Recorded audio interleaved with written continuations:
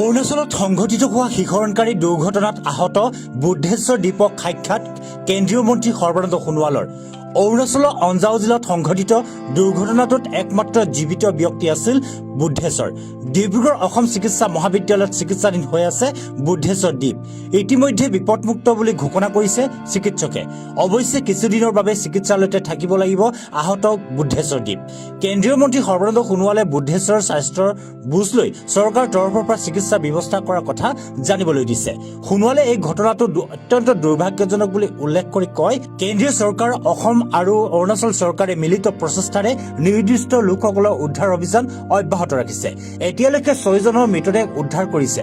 আন সকলকো উদ্ধাৰৰ বাবে ভাৰতীয় সেনা, NDRF, অসম আৰু অৰুণাচল আৰক্ষীয়ে প্ৰচেষ্টা চলাইছে। আজি মন্ত্ৰী বিমল বৰা আৰু তিনিচুকীয়াৰ বিধায়ক সঞ্জয় কিষাণে ঘটনাস্থলীলৈ গৈ উদ্ধাৰকাৰীসকলক সহযোগ কৰিছে। কেন্দ্ৰীয় আৰু ৰাজ্য চৰকাৰে 7 লাখকৈ এককালীন আৰ্থিক সাহায্য ঘোষণা কৰিছে মৃত ব্যক্তিৰ পৰিয়ালক। প্ৰধানমন্ত্ৰী নৰেন্দ্ৰ মোদীয়ে গোটেই ঘটনাটোক লৈ দুখ প্ৰকাশ কৰাৰ লগতে মৃতকৰ পৰিয়াললৈ সমবেদনা জনোৱাৰ কথা জানিবলৈ দিছে কেন্দ্ৰীয় মন্ত্ৰী সৰ্বানন্দ সোণোৱালে। আজি তেখেত চিকিৎসাধীন হৈ আছে বুদ্ধেশ্বৰ দ্বীপ, আৰু বৰ্তমান চিকিৎসকসকলে কৈছে তেখেত বিপদমুক্ত আৰু বাকী কিছুদিন থাকিব লাগিব। আৰু চৰকাৰৰ তৰফৰ পৰা সকলো ধৰণৰ উত্তম চিকিৎসাৰ বাবে ব্যৱস্থা হাতত লোৱা হৈছে। আৰু এই ঘটনাটো অত্যন্ত দুখজনক ঘটনা। আৰু কেন্দ্ৰীয় চৰকাৰ, ৰাজ্য চৰকাৰ, বিশেষকৈ অসম চৰকাৰ, অৰুণাচল চৰকাৰ সকলোৱে মিলি উদ্ধাৰ অভিযানত নিষ্ঠাৰে আত্মনিয়োগ কৰিছে।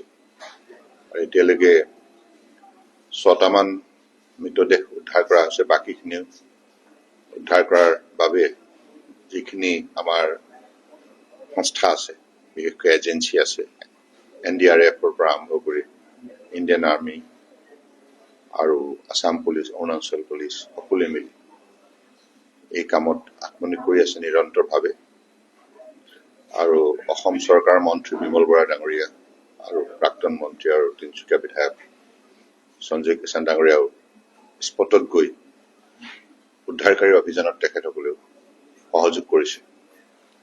আৰু আপোনালোকে ইতিমধ্যে গম পাইছে যে কেন্দ্ৰীয় চৰকাৰ, ৰাজ্য চৰকাৰৰ তৰফৰ পৰা 7 লাখকৈ তেখেতসকলক এককালীন আৰ্থিক সাহায্য আগবঢ়োৱা হৈছে তেওঁলোকৰ পৰিয়ালক। গতিকে মাননীয় প্ৰধানমন্ত্ৰী ডাঙৰীয়াও গোটেই ঘটনাটোক লৈ অত্যন্ত দুখ প্ৰকাশ কৰিছে আৰু মৃতকৰ পৰিয়াললৈ গভীৰ সমবেদনা জ্ঞাপন কৰিছে।